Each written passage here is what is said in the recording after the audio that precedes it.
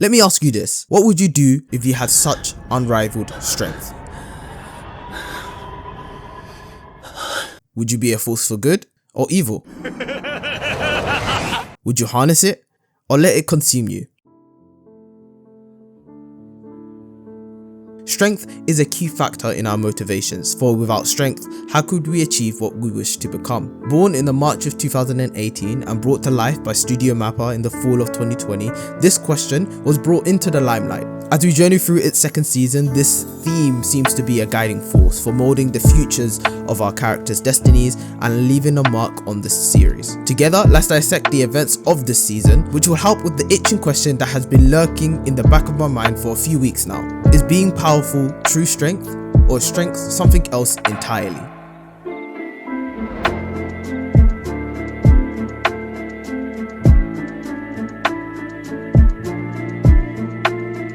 This world is cruel.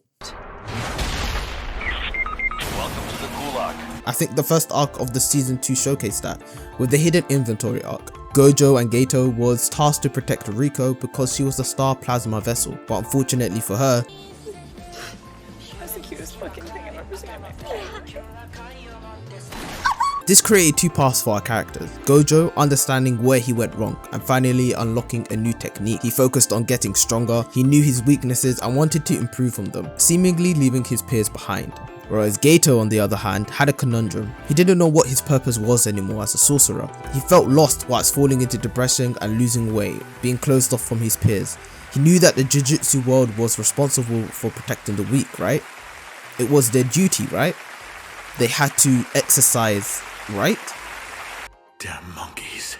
After a little conversation with this blondie, he concluded that only the strong should be allowed to survive in this new world of sorcerers. Their clash, a clash of ideologies and strength, was inevitable. Amidst this confrontation, Gato asked Gojo a very scary question.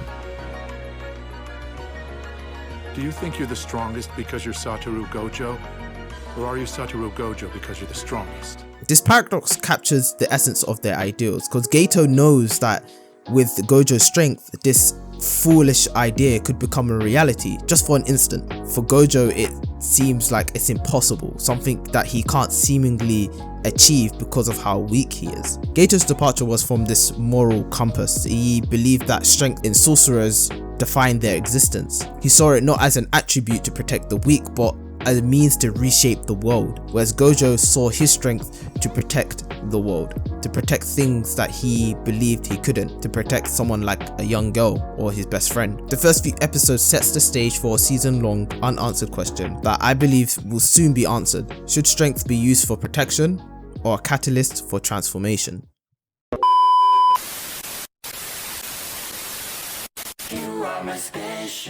So far, the Shibuya arc has been incredible for me. There are a few characters that fully stood out to me because each of them have showcased their ideals in this Jujutsu world. Mahito, Yuji, Sukuna, Jogo, and Toji. Mahito's confrontation with Yuji was one that really stood out to me because he literally tells him that this is war.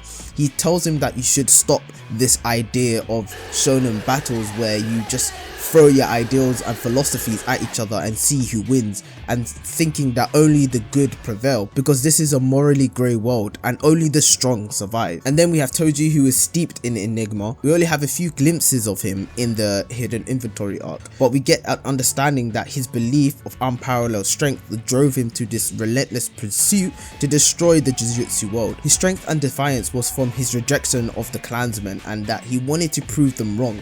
Toji aimed to shed himself from this curse of pride and ego that burdened most sorcerers in this world. He was unaware that this internal battle would lead to his downfall. Parallel, we have a breathtaking encounter with Sukuna and Jogo. Seriously, this fight was incredible. This fight was the embodiment of strength because Jogo's aspiration was to be realized as an actual human. He says we are the true humans to his fallen comrades. Sukuna overheard this and tried to comprehend his goals, but he didn't really understand it. It was impractical because there was a lack of hunger and unrelenting drive through Jogo's pursuit, because he sees that humans and curses all seem to huddle together. He recognized that the impracticality of it leads to the lack of relentless drive. He even said to him that maybe if he only pursued this on his own, that he would probably even reach Gojo's level. Despite this, Sukuna, having unrivaled might, acknowledges Jogo's strength. He literally urges him to embrace in his pride. The recognition of strength within adversaries,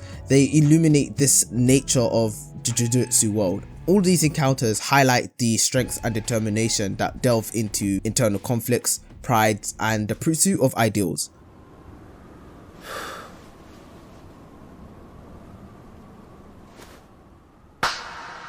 As I reflect on this season, it's very clear that there was an attempt to show the essence of strength and its true meaning. I believe what I found is that determination is key, because Sukuna embodied that. He embodied the steadfast resolve of using your strength without any hesitation and acknowledging that it is one key to victory, or a very important part to victory. Agato was a practical example of this, because he used his strength by any means necessary in order to beat Gojo. And yet beyond this comes another question: how do you use the strength? How do you wield it? It's a very hard thing to grasp, and it's one of those questions that I believe would lead into the next season of Jujutsu Kaisen, because when honed and aligned, strength is a very potent force. It's something that can transcend just raw talent, raw power. Mahito is a very, very good example of this.